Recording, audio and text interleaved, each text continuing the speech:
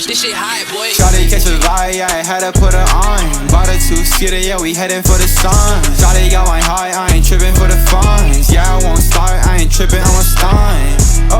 Oh, living lively. Everybody tryna ride my wave, they can ride me. Pull up in a foreign to the curb, looking icy. I ain't never stressed about the fit, I'm on hype. I want more friends, there's a problem.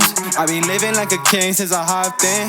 Yeah, my foot is in the bins, yeah, I'm riding. What's up, guys? I'm Landon from Shoeware, and today we're checking out the Nike Air Max Impact 3 in this white dog colorway. So if this is your first time checking us out, feel free to drop a follow or subscribe wherever you're watching and give this video a like. We would greatly appreciate that. So taking a quick look at the box and the price, I mean, pretty much we can skip over the box here. You're just going to get a generic orange Nike box on these. And then as for pricing, these are going to be on the budget-friendly side, retailing for only $90, so definitely a lot to like there.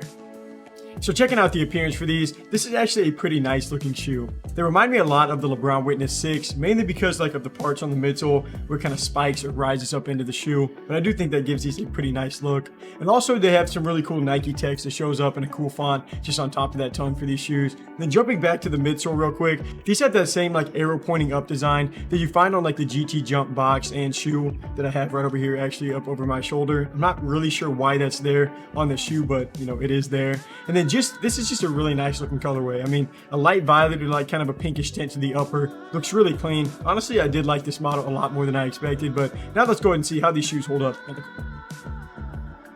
So checking out the materials and the support, you won't see any premium touches on a shoe with this low of a retail price, but the upper is going to be made out of some sort of textile that is pretty thin. It does make it really easy for your foot to breathe in this model. And that's also what's going to help this keep the shoe extremely lightweight. A size 10.5 only weighs 392 grams, and anything under 400 grams pretty much feels like you just got a feather on your foot. And I definitely do like that. It just kind of gives you some more freedom, and it just makes it easier to move around. And then these are going to have some wings that come up from the midsole, kind of in the front and on the back of the shoe. It's going to help keep your heel secure and just your entire foot within that model, just helping with the lateral containment. And I think those pieces actually are pretty important on this model because I am a little bit iffy on the support. That's mainly because the upper material, on harder step back movements, you can't feel it move just a little bit, but that is kind of where those, rubber wings kind of come into play to help with that lateral support. So I don't have anything bad to say on them right now. That's just something I'm kind of keeping my eye on going forward.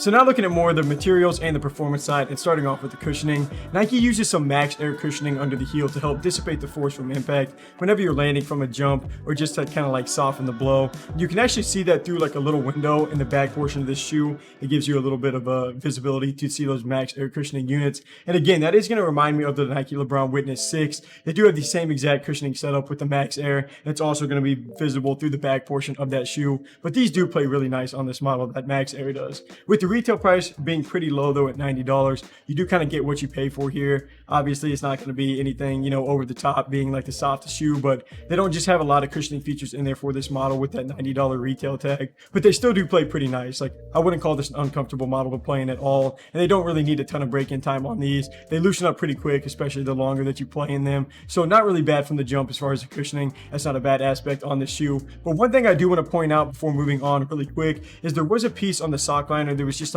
constantly poking my foot on the right shoe, but it really wasn't there on the left. So honestly, it probably was just a manufacturing error on this pair. It was really annoying though. It really wouldn't go away while I was playing in them. It did bother me. I can't say it's going to happen for everyone. It did happen for me on these shoes though. To finish off with traction, that's probably my favorite part about this shoe. They're going to get a full-length herringbone pattern that, to no one's surprise, is going to be the exact same thing that the LeBron Witness 6 uses. I mean, I swear, this is almost the same exact shoe, just $10 cheaper. You're going to get no LeBron branding on the tongue, and that's about the only difference. So, I mean, if you like the LeBron Witness 6, but you don't personally like LeBron, just buy these. But I mean, the traction is really solid on this shoe. I mean, they grip the floor really well, and they give you some really nice bite on all of your movements. I don't really struggle at any point with this model. I haven't up till now. So to finish off with sizing though, these are going to run true to size with maybe a little extra room for your toes. Not enough to where I'd personally go a half size down though. So overall, I do like the Air Max Impact 3 as a performance shoe. The comfort is really good, especially for a $90 shoe, leaving out that piece that was kind of poking my foot. But they're going to be super light. The upper material does suffer a little bit because of that, but there are some wings kind of there to reinforce your foot. And the traction is well above average. So as far as a budget-friendly option, I mean, this is going to be a nice performance shoe. So if you're interested in buying the Air Max Impact 3 and you want to support our channel, just click the link on screen or check out the links below or in our bio. But that wraps up this review. Until next time, I'm Landon from Shoeware. Peace.